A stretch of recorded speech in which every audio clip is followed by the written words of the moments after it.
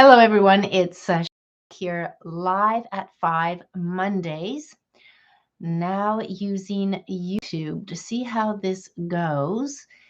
It has something to do with Facebook not having uh, some sort of a technical thing that they have that it wasn't there before. But either way, here we are.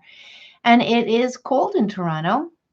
And the hat itself is representing, yes, we've had a cold evening and then the day and then in the first thing in the morning. What the beauty is, I'm just going to kind of point this out. So we have, I'm in a oak forest, basically. Well, I'm in the city, Toronto.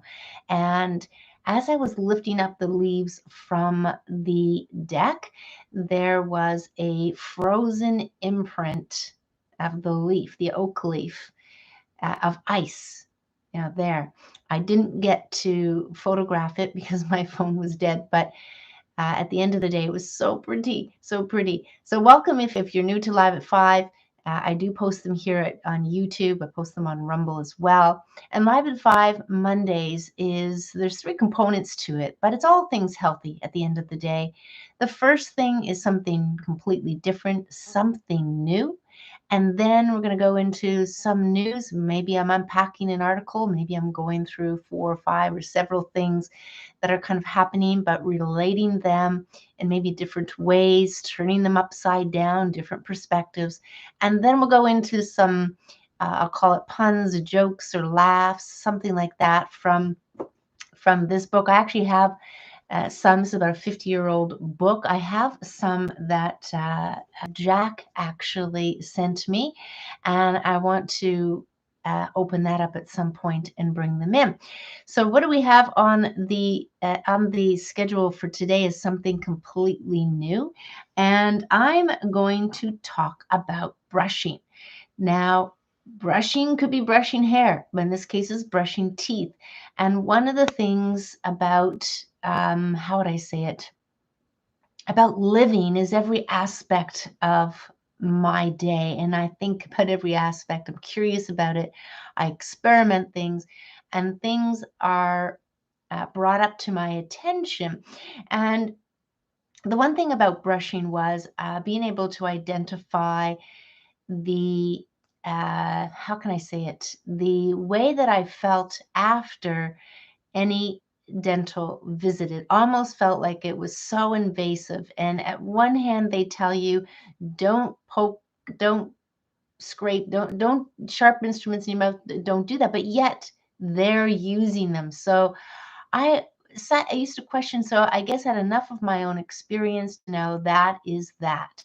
And then to go on and to be able to have discussions here and there with people. But one time I was in the dog park, my dog was running around, and I was speaking to a couple of men that were there, and somehow dental came up. And I didn't know this person was a dentist. And I said, I could swear that, I mean, even the littlest thing is dental health. I'm not quite sure if we are approaching it in the way they do, the right way, because I feel like they're scraping off my enamel, and it took about a year and a half for my natural enamel, I'll just call it that way, skin protection, whatever you want to call it, on my teeth to come back. That's where it felt very smooth. And the dentist I didn't know again, and he says, yes, you are correct. He was a dentist. He got out of it, and I didn't pry to that. But I want to show you a toothbrush, or a toothbrush that was used over the ages and earlier ages, not since the toothbrush has been, come to fruition, but this. And this particular thing it's a stick. That's all it is. It's actually a stick. You can see that there's the middle in there. And then you're going to see that it is frayed, right? It is frayed. And that's what happens when, this is mine. This was given to me by one of my walk club members who's from Ethiopia. And she says that's what they do. Now, it just reminds me of a toothpick. And toothpicks were something that you had just about at every table. I mean, they eventually started packaging them and having them available at the counter when you were leaving. I think once upon a time they would have them at the tables, and I guess people got too worried about germs and stuff, and they would put them in their own individual packaging, plastic or paper. But this here, you would how you get it free like that as you chew it, and then what they would do, and I'm going to do a demo with the hay. Now, it's going to happen. It's going to happen where it's going to come out. But they would, if you get a piece of stick like this, what I needed to do, it didn't have this fray on. I needed to chew it to get that happening. And then when you have the frays like this, you would just gently take this, and then, you just kind of stimulate the gums like that, and possibly remove whatever you need to remove from your teeth. That's a toothbrush. That's a toothbrush. So the toothbrushes we have today, which I have a good friend, Sophie, who actually did her research because she's into it as well. And Weston A. Price, if you know him, he was I'm going to call him famous, although a lot of people don't know who he is. But he famously wrote a good book, but he went on a journey about dental health with the, let's call them indigenous people or native people in their country, and determined that much of the native people had very more broad jaws. So you can imagine when we talk about overbite that people are overbiting. But what I've come to realize is that through the sucking, be it through straws or the tension or whatever, brings in, just sucks in the teeth. And so, I mean, I have overbite too, so I can relate. But I did, when the neighbor's child got his jaw broken, and then there's just this widening of it. But what also they have is very healthy spaces in their teeth, so nothing to get stuck in, let's say. And this, this makes you start to think about how our teeth are much tighter, which is why we need flossing. So we'll use flossing. But if you have good spacing in your teeth, like I know my father does, you may not need flossing the same way. Perhaps just a little toothpick or whatever. But here's the thing. I think just like the too muches of a lot of other things, that we too much brush our teeth, or we too much put pressure using the toothbrush, or we have too much of a hard bristle toothbrush. And this is actually causing, I'm not going to talk about periodontal disease, which is the health of the gums, but if you, I'm going to give a personal example. If you floss too much, so I was dead set on flossing 3 times a day. Now, they always said like once, but I was dead set on it. So I was really flossing. And when I went back to the dentist for the first time after doing that, the dentist, or the dental hygienist, showed me how I had put a cut in my gum. So I guess when I put up the floss and I was flossing, I was doing the cutting, and I was actually cutting into my gum. So when we think of flossing, and we think of our lovely gums as being flesh, that we don't have to be too hard. That was too much, probably too hard. And sure, I was getting out the teeth, but I was doing. So it's just so gentle where you kind of, yeah, very gentle. Even with the brush should be very soft. I think I've bought soft brushes and they're not even soft enough. In fact, you have to kind of really, I mean, the soft ones I remember getting from my friend Sophie, and they were beautifully, but I think even pressure wise is to be cognizant that you can brush your teeth. Yes, sure, you're a little bit longer perhaps, but it's well worth it, that we do not have to overbrush our gums. Like I see some people brushing, even my own kids sometimes, and it's just too much, too hard. And in some cases, yeah, I guess, there's this flow of how you brush up and down, as opposed to like this. And I think that's hard on the gums. So if you have receding gums, things like that, which then they talk about grafting onto things. And somebody was mentioned to me recently that they're thinking about doing that, or they brought it up, but maybe just not at this time. Then question how you are your gums. Are you brushing your gums? Because you don't really need to brush your gums, to tell you the truth. And how hard are you brushing it? And the teeth are right there, and we've been so led to believe brush your teeth, it's dirty, you got your food, and it's overly brushing. So again, here is a stick from Ethiopia. And what they would do, again, with just biting down on it, they would get that frame. And then with that frayed stick at the end, this is their toothbrush. This is their toothbrush. And it's just gentle, very gentle, very gentle, like this, just to stimulate the gums, to stimulate, get the food out. But again, our spaces between our teeth in this, call it Western society, but let's just say whatever, modern society, are, a lot of that tension that I've talked about, that stress, that tension that we tend to have is clenching our teeth. You've probably heard people say, I got to clench my teeth at night, I bite down. And this action would be hard on the teeth and the, just the dental health. So dental health is very important. I get it. And I think about all the chemicals people are using within their toothpaste. There's things in there like glycerin that's coating the toothpaste, the teeth. That's not good. You want them to breathe. It's no different than with our skin, right? In that way, well, all your body, your lungs breathe outside, fresh air. So it's about breathing. Now, when it comes to the mouth, obviously, usually closing your mouth and breathing in of your nose is better. It can dry. If you are a mouth breather, you can dry out your teeth. You can, and I've woken up sometimes where I've had white marks on my teeth. I'm well aware of it now, but what an interesting experience we can all have to bring to the table to learn more about how our body works. It's just paying attention.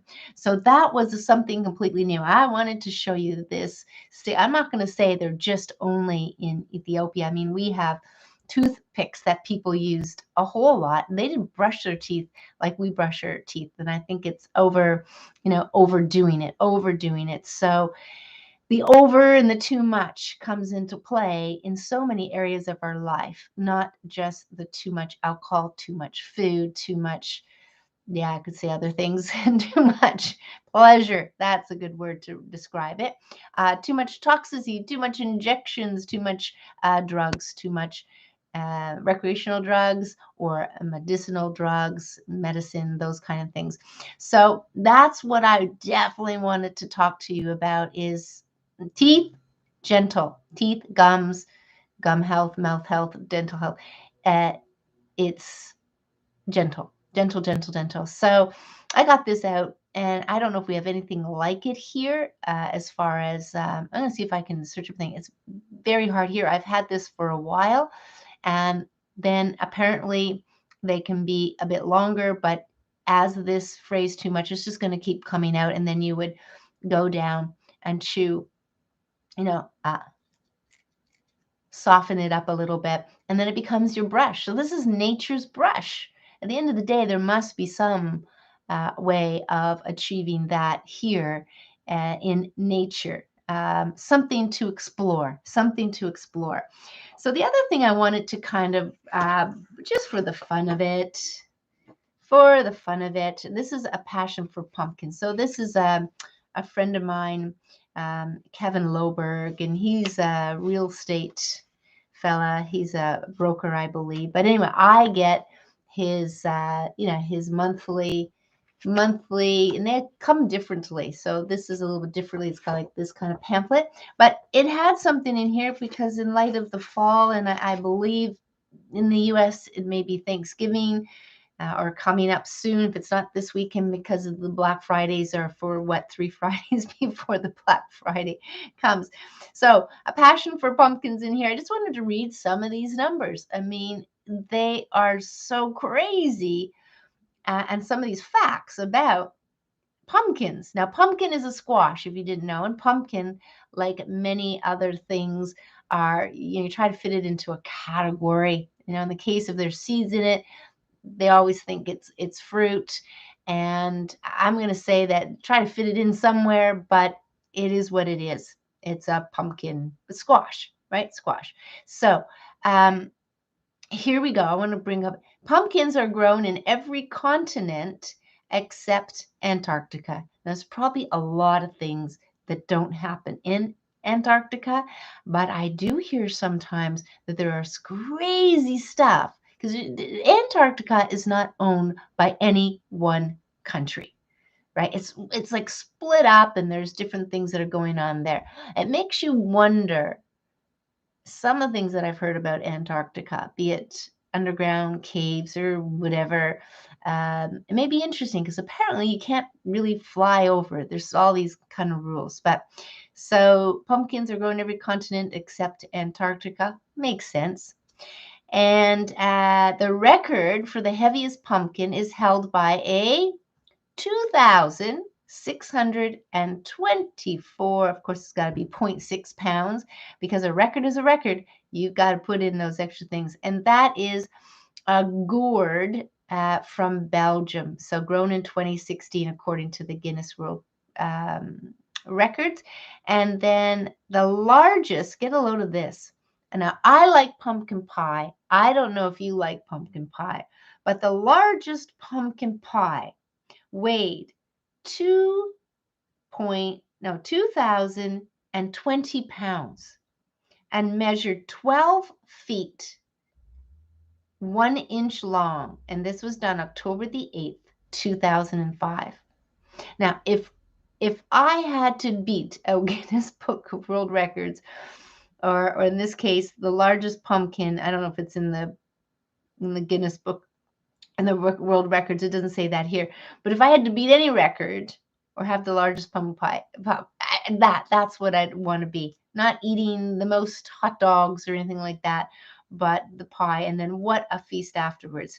So most lit jack-o'-lanterns displayed, and this is in the city of Keene, New Hampshire, is 30,581.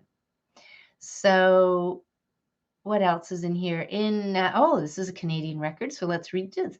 In 2018, a Canadian record-setting pumpkin was grown in Cameron, Ontario, and it weighed in at a total of 1,959 pounds. Now, if you've ever been, now it's November, it may be on, or maybe they're not. I don't know if it's on anymore, but when my kids were kids, we definitely went there, the Royal Winter Fair. The Royal Winter Fair always had these massive big pumpkins. They had all kinds of contests, butter carving contests. And I remember making butter. So they had all these interesting things going on at the Royal Winter Fair. I don't know if they have it on this year, but it would be great if they did. And that would be awesome. So let me go into something I'm most passionate about talking about, and this is the germs. The germ theory that supposedly has us looking at it is the cause of disease, and I don't believe it is. It was created the theory, meaning not proven, many years before it was adopted by a business, the medical, system, medical. So it does make it easy. Let's just say it does make it easier if we had a theory that actually was true. It would make it easier. It's like nice to have the knowns, but what I wanted to talk about is the washing. Okay, so do we do ourselves any justice? This is kind of like we're trailing along from the dental health to the washing. Now, I'd like to say right now, but the most reasons that we wash is partially just a visual cleanliness thing. Jokingly, I will say we wash our hands not because we're going to get sick, but because we want to have clean doorknobs and we want to have clean light switches, if you get my drift. So we do get dirt on our hands, whether that's gardening, working on the cars, any which way. It's just, it exists. Dust in the house to just what is outside. Now, if we didn't have a house, and we actually lived outside, which some people have been known to do and still do, and in some ways very humble, tiny house movement is there too, you'd have less considering of cleanliness and so. But the idea here is just getting a point across that really because germs have two purposes, one, it's life-giving, and two, it's life recycling, just those two, that's it, just two ways of looking at germs. And the life composting or recycling is something that, again, is nature. We can't have everything on this planet just stay in its form that it is.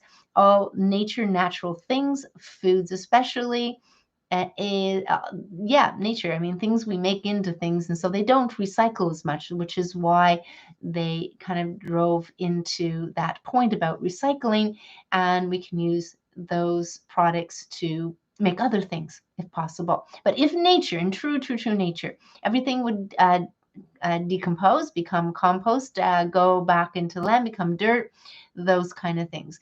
And so the germ theory is just based on it being the root cause, which is not. They are present in our body. You have heard this before. We have more bacteria than cells in the body. And germs do include bacteria, viruses, all those various other names. You compile them into that's just another label. But we have these living microbes, I'll call them. And yes, we're more familiar with the gut, the gut microbes, I'll call them, and that helps us to break down our food. And we have viruses that help us to detoxify, and that's why cold virus things come out in the mucus that needs to get out of the body. And sometimes these things are happening because we have accumulation of it. We have buildup of it, and we become run down or vulnerable, and so we don't detoxify well. Well, this is a good way to detoxify, is to allow the mucus to come out. But cleansing and washing too much, I mean, interferes with vitamin D production. If you are using we've gotten down the road of consumerism such big time that we are buying all kinds of product when really all you need is a simple bar of soap that lasts you.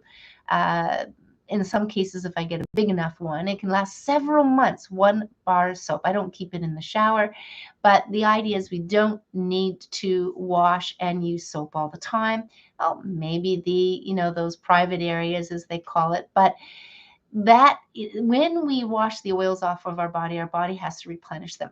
And how many people are on the low fat diet, or they take the fats out of the food? Why do they take the fats out of the food? Let me get to that. They take it out because the fats go rancid. And it helps for convenience to make the shelf stability. So washing of our skin will deplete our body of those natural oils that our skin requires. Of course, then what most people do, again, consumerism, instead of having the body produce the oils or get them naturally from your food, the body is thirsty, or you get a lot of lotion that kind of coats with whatever chemicals, fragrances, chemicals, colors, chemicals, preservatives, things that emulsifiers that keep the consistency of the lotion, all of those things. So washing can be overdone, just like the brushing. Now I'm going to skip into, this is my kind of first time. I'm wondering if there's any chat here or not, but no big deal. Let me, I'm familiar with YouTube here, let me go in. What I wanted to talk about is, I think it's Austria. One particular country, Austria, in the world, recently did something of a lockdown of just the unvaccinated only. Now, they were apparently able to go out, if only for 5 different reasons. So have we really had a complete full lockdown?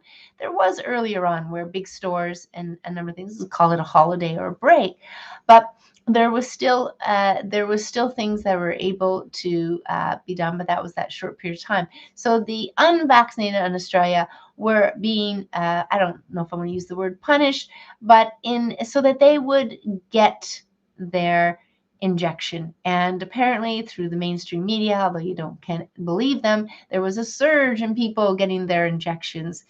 Meanwhile, a person who, I'll post the video down below, went around and talked to people who were both the injected, I'll call, And they were saying that they deserve it. It's crazy. I'm not saying that's, these handful of people are just a portion of the society there, but some definitely were extremely worried that it was going in a direction where it'd be very divisive.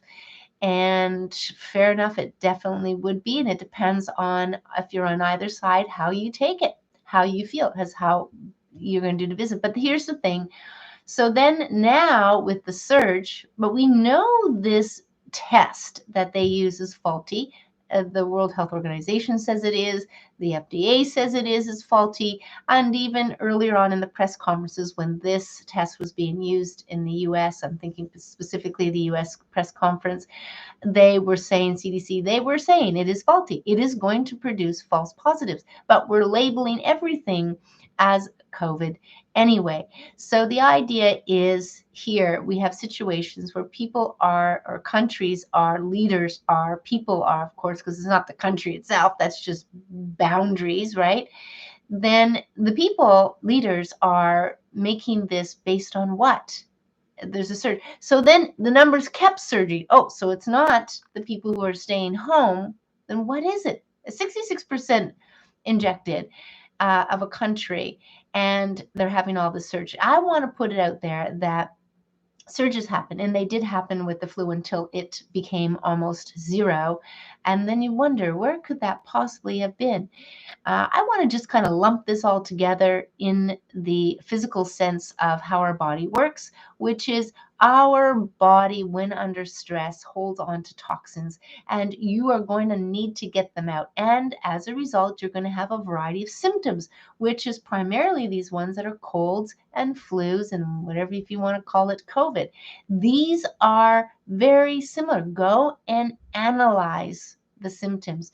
Now, I want to put in just a little bit of going, but yeah, but there's this and there's that. Yes, but we also had another key change in the global world, maybe more in some countries than others, but we had the five, and then G. Now we had that come into play, and that's definitely if we are energy, if we are we're mental, we're physical, we're spiritual, we're energy, if we're all of that, of course, why wouldn't something like that, when you have it's not 4G to 5G, it's a possibly big leap. It's not like 3G to to 4G becomes that, and it's the same thing when it comes to 4 to 5. No, those are just numbers. The idea of the amount of EMFs that are coming at us is more and more with all the increase of antenna and things. So that you can read about it, can actually be very hard on our system in many different ways. It will manifest differently for different people. Now, I haven't been sick at all during this whole thing, but I can tell you that I'm not worried about any of the things that they want you to be worried about. There's no fear. There's no fear. Too many red flags. Too many red flags, which I will say quite openly is, the first one was another something out of China. You got to be kidding. The next one was, you're going to lock down healthy people. How does that make anything in this world run, from economics to all the other areas in living? And then the third one was asymptomatic. You got to be kidding. No. If everybody eats the piece of food that has microbes that are decomposing microbes, and it's meant to be composing this food that's either not been stored properly, temperature, whatever, sitting out on the counter to defrost, if everybody eats that, they're all going to have food poisoning, and it's going to be a matter of eating. If it's all there, it may only be a certain part of it. That's why some people would get food poisoning or not. So the idea is knowing the symptoms, and why symptoms actually are more related to the body communicating to us, which is a good thing, and or doing things in our body that is necessary for our health. End of story. So, when we think about anything and everything, in some ways, there is some sort of a purpose. And I'm going to put it out here because I know a lot of people are going, if there's a use for the mosquito, great. But for most people, they go, there can't be any use for the mosquito. They're a pest. They carry things. Yes, they do carry things. Now get a load of this. What's the purpose for the mosquito? Nature's inoculator, injection, right? So when you have, and maybe it's just not the mosquito, but you have bugs bite you, there are in the environment, and where the environment is are going to be certain things, hopefully not so much. I mean, that would mean the Black Plague in some place where I was in Edinburgh, where an unhealthy environment with coal uh, covering the sky, and people throwing out their excrement at a certain hour, which you do not want to be walking down the closes or the alleyways at that time. So that's a whole other environment. So if there are certain things where insects are, which they are, they're everywhere. There's more insects than people, whatever fold. If you actually have a scenario that's an unhealthy environment, then things can happen. But guess what? It's not because of the bugs. It's because of people, right? So Black Plague, people, other things, people, food poisoning, people. It's taking full responsibility for some of these things happening and not relying on the experts to have the magic potion, lotion, cure, pill for it, because that doesn't get to the root cause. It does not get to the root cause at all. So we don't have to be over how can I say it, overwashing and cleansing and all of this to be actually achieving a sterile environment. That's no good either, because we need these microbes. We need these microbes. So it makes me think of the cockroaches. Yes. So the cockroaches' purpose is and I think in India, I'm not sure if there's any particular part of India or it's all of India or whatever, but they like the cockroaches because the cockroaches will eat up the excess crumbs of food and food that's kind of left behind. So if we weren't so, if you didn't have the environment, if you were just eating out in the wild, your crumbs just go to the ground. It's not a big deal. But we have this society that has been pushed indoors, and we are eating, and we have where we don't clean up or we don't see it, whatever it is, things are crumbly, it is what it is. Then you actually have these environments ripe for the natural insects to come and do their part. They're actually coming to do their part, believe it or not. That's what they're there. And we think about all insects, and sometimes there is a certain bugs that eat certain insects, and that's good. And we think about, I remember thinking, doing the garden project this past summer, and it was about identifying those bugs that ate other bugs. It was the bugs eating the plant. We don't want those. But there's the bugs that eat the bugs that eat the plant, and it's finding which ones and getting rid of some. But you have to understand that bugs are an indication that perhaps the plants aren't as healthy, or you need enough of plants around so that they have enough food to eat, and not just a big barren piece of land that just has the food that you want to eat. And so that's all they have to eat. So microbes and bugs are all part of, the soil. There's just a Netflix thing that was on. Woody Harrelson was the narrator, and it was about the soil. And the soil is really the best part about farming and having good food. And they have depleted the soil. So then, if you take away the plants, you actually have dry soil. You don't have enough roots to keep it together, but it gets baked out by the sun. And then this is where you get desertification, which is you don't have the moisture coming up when the land is dry. And if the more plants that you have, you'll have more moisture, and more moisture means rain. And, it's all that circle of life. Beautiful. So there's some farmers out there that are actually not tilling the soil like we know when you see farms till. They're actually tilling a row where they put their corn in and leaving the rest of it there. And then there's the moving around of the animals, which help with the growth of things. And then they just move the animals around every few days and they have it all mapped out. So there's these cool things that are coming up with farming that absolutely has to be, there's a transition for all things for sure, transition. So let's get, I think was that the only thing? Definitely Australia I wanted to talk about. And, they use these words battle, they use the words, they got all of these, different things. Oh, the last piece about us, Austria, not Australia, Austria, if I've been saying that incorrectly, is Austria, yeah, now apparently fully locked down as of, I'm not sure if it's today or yesterday, is saying due to what's happening. And listen, people, when it comes to the ICUs, they have been fully packed many times in a season, perhaps. Long-term care facilities absolutely locked down. I mean, my grandfather was in one, and I think it was locked down 3 times for days at a time, and sometimes weeks at a time. This is a thing. It's possibly new to a lot of people, but ICUs being full to capacity and having to use other beds, that's a thing that has happened. And in fact, you can't really have a place in the hospital if you need it for other things to be barren whatever half the year. So you've got to come up with the balance of enough beds. But hey, listen, if we need more, we'll bring them from here or we'll use this. I mean, that is a thing. So they are making, they're saying they're the first country in the EU that is making vaccines mandatory. Crazy. No choice. Where the heck is the choice?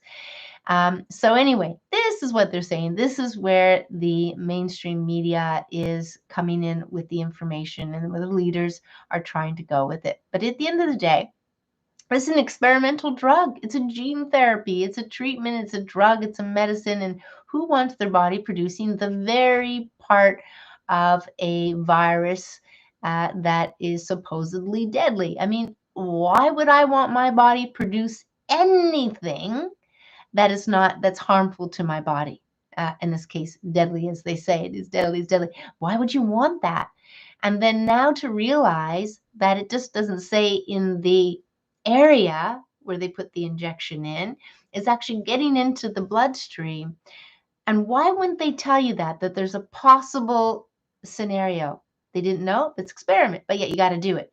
It's insane. It's insanity at its craziness. So there's a lot of people coming out, and this is the last little piece I want to talk about, and I'll find this video, is that there's this mention of controlled opposition. Let's just talk about it. It's not necessarily the elephant in the room. Some people don't even know it exists. But what's controlled opposition? So it's like this. If you have a goal in mind to achieve, you can have people kind of trying to convince you in all the ways they want you to convince. Oh, the ICUs are full. They can convince you that this is the scenario. Whatever they want you to believe, they can convince you. Just keep saying it, have people so-called named experts, and they can keep saying it. Then you have other people on the other side going, but that can't be right. This is not a virus that was in from bats. No, nope. It's got to be created. It's got to be out of a lab, right? So then you get people either, well, they're going to take sides. They're either going to believe the leaders or they're going to believe the other people. And either way, they're being controlled to believe a certain thing. And the emotions and the feelings that come into play with that. So what if I'm just going to call it, I don't know if this is going to make sense, and is just the flu, just the cold, and which usually happens. And about this time, and this is usually when it happens, right? Winter, whatever, not enough sunshine, you got these, and I've heard of people having summer colds. So then you have that scenario going on for the purpose because they want to do this. Why do they want to do this? This is a good question. And then you have other people saying why they want to do this, and you start to believe them, and they start controlling how you think. You start believing people who are a different story than this, and it can be very much controlled, as in what you're believing. Controlled opposition. They're opposing what the leaders are saying in this case, but yet they're still not telling the truth themselves, or they're leading people into a dead end in some ways, um, not necessarily the truth. So, this is what controlled opposition is. And sometimes, to me, like the Awakening You presentation has everything about simple. Just simple, be able to step back and see a picture that actually parallels nature more than anything else. Sure, there's going to be certain pieces that come into play that make sense too, that may validate nature, and that's that, right? So awakening you is simple solutions. It's more of going back to the land. It's more of being in nature, but in nature for what? Because there's all kinds of food in nature, natural, healthy, more stronger food than some of the garden food, the wild foods. And these have stronger immune systems because they have to survive on their own. This is like you. What, you going to hold up your child for the rest of their life so they don't walk on their own? Are you going to do that? No, you won't. But that's what we do with a lot of gardening plants. We have overdone it. Once again, overdone washing hands, overdone it. And so we're coming back to gardening and to living a little bit more. To me, it's a lot simpler because what's the other side? The other side is you spending a lot of money on creams, services, products. That's what it equates to. You're spending a lot of money in that direction. When the simple solutions are simple, they are local, they are cheap, if not free. And this is the thing about understanding and stepping back, understanding the bigger picture. Sure, there's different pieces here, how do you eat, sleep, and whatever. There's simple things like that. But usually with clients, it's about their unique situation. And that's where you kind of go. So everybody's unique in many different ways, especially on your beliefs and your thinking, and thoughts are things too. And that's important because that gets into the stress part of it, right? Which they say stress, stress, stress, stress. Um, I've heard many doctors, in their years, or I'm going to call it their silver wise years, where they'll say, if you lower or manage stress, you will find a lot of the symptoms will go away. And I believe that to be true. But we have to look at, well, where does the stress come from? It's not just about meditating or forgetting about it or burying it or shoving it in a closet or anything like that. They can be helpful, yes, but it's getting to the root once again. Getting to the root. The other thing I want to bring up, let's see, time is cancer. So all diseases have an inflammatory component. That's just the body communicating to you. It's like if I wanted somebody to know I was at the door and I wanted to, yeah, I'm at the door and I'm here. I would knock on the door. I would make a sound. I'd press on the doorbell. That would be me doing some sort of action to get your attention. Well, the body's the same thing. The inflammation, no matter where it is in the body, because it could show up anywhere in the body, is an action that the body does so that now there are some pre-actions, pre the inflammatory stage, like irritation, itchiness, those kind of things. But inflammation is really just an action that the body does to say, hey, something is not right. And most diseases are called chronic. So acute is where the disease comes and goes. It's here, oh, it's gone, or the condition is here and gone, or the pain is here and gone. But when it doesn't go away, when the body's in that place of being a dis-ease, not at ease, then the symptoms are chronic and the inflammation is still there, although there could be a host of other things and there are other stages that come about.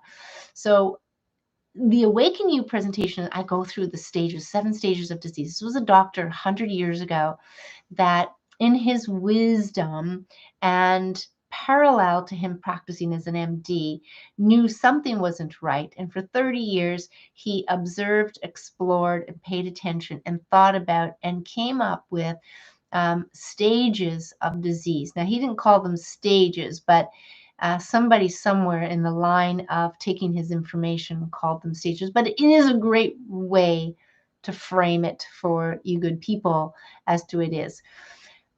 So when cancer comes into play, it's the last stage. It's the final stage in the body where the body goes, I can't accumulate toxins anymore. I can't not, I just don't have the energy to eliminate or detoxify or to even have a cold in some cases. So the accumulation is there. And these mutated cells, which is all they are, I mean, let's just use the language very simply. Cancer is a label. Diabetes is a label. Most of these, and it's good to use labels if you're learning the medical system and you're becoming an MD. They've got to name all of these things so you understand by reading, by studying, by writing tests, by writing exams, by labeling, by prescribing. You need these labels. But if you get rid of the labels, really what cancer is a variety of looking cells that are mutated. Remember, we have different cells in our body. The nerve cell looks different than the muscle cell. And so we have these cells and we have these areas. So where is the trauma? Where's the tension? Where's the accumulation of toxins? And is it tied to thought? Possibly. Okay, not going to go there, but quite possibly. So cancer is one of those things that it just, it's like a bomb. For some reason, if that word is said, people are freaking out because they think they're going to die. And that stress in itself, and then the poison of the treatment, a lot of people are actually passing because of the poison and, the treatment itself. It is in the medical books. And I remember talking to a doctor, and he had given the treatment to his daughter, and she had brain cancer tumor. And later he went to do his research later on because of all her side effects, and they are going to be with this child forever and ever, these side effects. He learned that it was in the medical books about cancer and the treatment being poison for the body and having these long-term side effects, right? So our mental thing about the labels is going to be important too, and how we understand them. So the idea is to understand enough. I mean, that's why I wrote the book, All Guts, All Glory, is yes, the stages are in there too. The presentation is just, we're going to spend 4 hours together, and it's going to be a fun interaction about learning about nutrition, learning about the body, learning about the mind, and especially the thoughts part as well, and then the simple solutions. It's just another thing to do that I can offer to bring, as many practitioners do. They bring things to the table.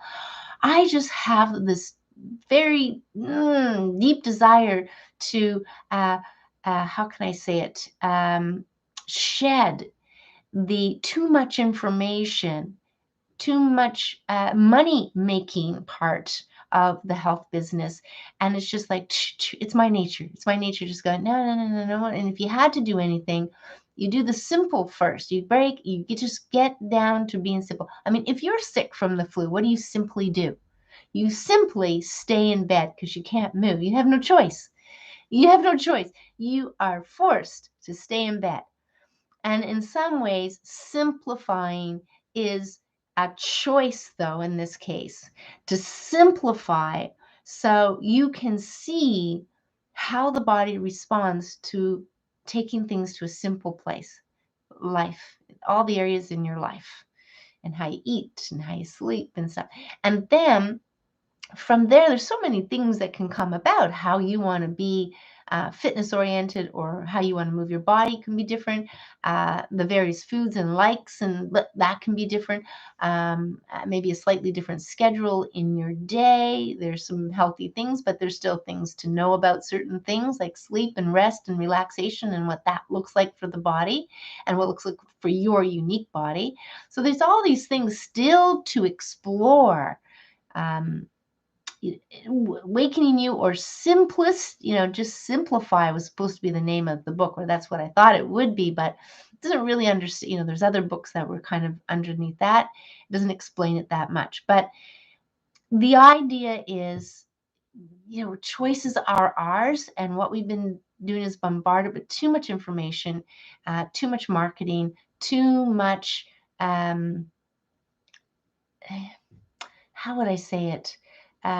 Too much of the experts, telling us, and we thinking they're the experts and they know what's best.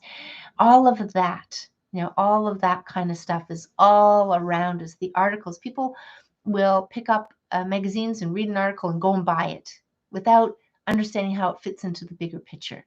And I could talk about oils and healthy fats and omegas all day, just one area, one huge, massive, important field in and of itself is important. So that's what I wanted to definitely talk about today, those few areas. And you can see how they somewhat tie together. And in a lot of ways, that makes most sense. Right? Things are connected. So let's read some puns. Let's just jump into that. And I will put the links below. And there's definitely a lot of information, a lot of videos, a lot of experts, so again, controlled opposition or the other, that are trying to get people to pay attention to another side of this. That's pretty good. That's pretty good. But let's be reminded that we don't give our power over to anybody else. Just listen. I call it, I park the information. That's what I call it. I park the information. So any information, now for me, it might make sense in a little way, differently with the various things that I understand. And for other people, maybe not so much. So we have to bring in our experience and our understanding and our knowledge uh, into anything that we're kind of reading. I mean, it's important. I mean, they use this word discern, right? Discern. But a lot of it in this world is dark capitalism. I call it dark for the reason it's just, I can't think of another word for it. But, money making. Hey, money's not bad to have money. Nobody said money's not the worst thing in the world. But the idea is a lot of people are fallen into that where they're spending a lot more money than they need to. And that's where Simplify comes into play. And what a great starting place in some ways, like I said, uniquely to yourself, and the explorations you're going to do, the experimenting you're going to do is going to be a lot of fun. And you may know of things that have already worked for you. And that's that part of it there.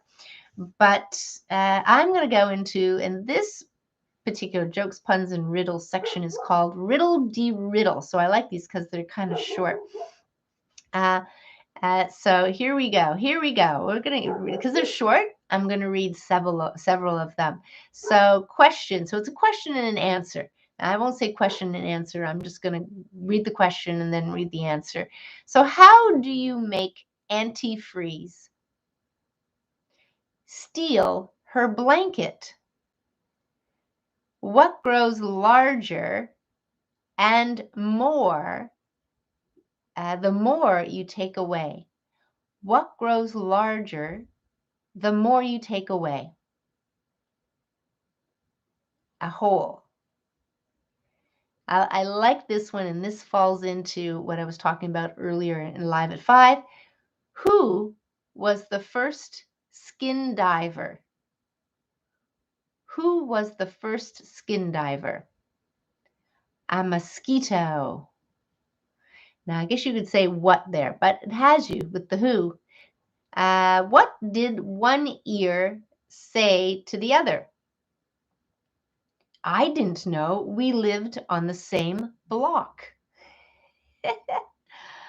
What do you call a monkey that sells potato chips? What do you call a monkey that sells potato chips? A chipmunk. Just a couple more. Let's just see. I'll stay on this page. It'll make it easier. What is the tallest building in the world? What is the tallest building in the world? The library, because it has the most stories. And this is a good one. I've talked about germs, so this is a good one too. What are two germs living together called? What are two germs living together called? Cellmates. Cellmates. So that's good. I like those. Those puns kind of fit into today's shares and so forth. So I'm going to have to get used to the YouTube live here and see, because I thought there was a way to do chats or something. I have to figure it out. But anyway, until next Monday, this is Live at 5, and I'm Cheryl Millett, and I am wishing you an awesome week. Unless something crazy comes up and worth for me to come on and do another Live at 5, I will. I will do so. But at the end of the day, balance is key, and I think we can have COVID, not the sickness, but the too much information COVID.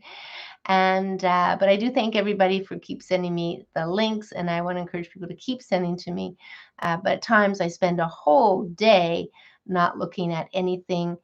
Sometimes for days I'll just spend 5 minutes or 10 minutes kind of doing that. It's important to stay aware, but at the same time, there's some interesting other things that are kind of going on, and you kind of get the gist after a while. So lots of groups, lots of social media for there, and I'd rather be out in nature. So that's kind of my thing, and I look for that as much as possible. If I do too much screen time, I just don't function the same way. More about how I feel about it, but how I feel about being in nature instead. So that's all that's there. You do what feels good to you. That's probably my important message, and see how it works for you. And you kind of have to ask yourself, what kind of questions do you have? What kind of goals do you have too as well? And that's an important thing there too. So take care. I will wish you a good week once again, and I will see you again live at 5. All questions and comments are welcomed. If for some reason I can't see them here on the screen and I see them afterwards, I'll bring them up or answer them there at the live at 5. So I've got to kind of figure that kind of stuff out there. Anyway, take care, everyone. Bye for now.